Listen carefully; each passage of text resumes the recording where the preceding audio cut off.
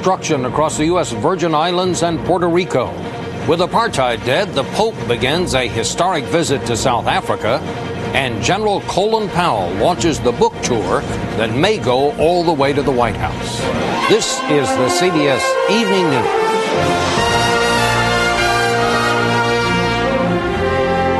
And this is Bob Schieffer reporting. Good evening. Hurricane Marilyn has turned out to be the worst storm of the year. It roared through the Virgin Islands and Puerto Rico this weekend. High winds blew down an apartment complex on St. Thomas. Boats sank in waves 12 feet high around St. Croix. More than 100 people were hurt. Several are missing and dead. The storm has now moved out of the Caribbean and is heading northwest, where it poses no immediate threat. But forecasters say it could pick up strength overnight. Diana Gonzalez was one of the few reporters to get into St. Thomas today, one of the first, and here is her report. Some of the pictures, we warn you, are graphic. Yeah. On St. Thomas's main waterfront highway, the body of a boater who underestimated Marilyn's ferocity. On that same road, the hurricane's storm surge dumped a dozen yachts and a Coast Guard cutter. But it was Marilyn's powerful winds that caused the most destruction and terrified residents. I never been through anything this terrible in my life. You couldn't hear, it was splitting from the pressure, the barometric pressure. It was splitting, and everything you hear pulling and hauling and just everything tearing apart. Bob and Barbara Murgard rode out the storm in their car after their home collapsed around them. We watched the roof, the walls come apart, and the roof come off. I was hugging the refrigerator for about, seemed like almost an hour. Well, we just had to get out. The car was rocking violently back and forth. And is this all you have left? At the moment. The damage is so extensive in St. Thomas that residents here refuse to believe Marilyn was only a Category 2 hurricane when it roared through here.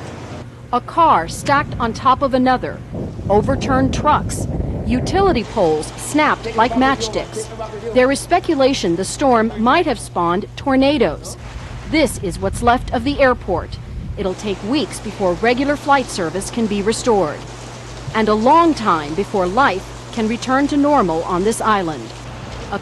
Here in San Juan, they are counting their blessings tonight. But meanwhile, darkness looms over St. Thomas, which is just 70 miles away, an island with no power, no phone service, and many homeless residents. Bob? Now, Diana, you were you were on St. Thomas for a couple of hours today before you then flew on to San Juan. You were also in Florida during Andrew. How does this compare? Well, actually, the damage is quite comparable, Bob. I saw many of the same scenes, widespread destruction. There was one grocery store today where there was a steel beam that was actually twisted, also twisted tree trunks, and just many homes with missing roofs and walls that have crumbled. So I think the comparison is definitely there. And actually, I was with two cameramen who said they were in St. Martin, saw the damage there just last week, and said the damage at St. Thomas is much worse. Now, the rescue efforts pretty well underway? Yes, they are, and I understand that the United States, FEMA, is sending a rescue team, one of the rescue teams that worked on the Oklahoma City bombing. All right, thank you very much, Diana.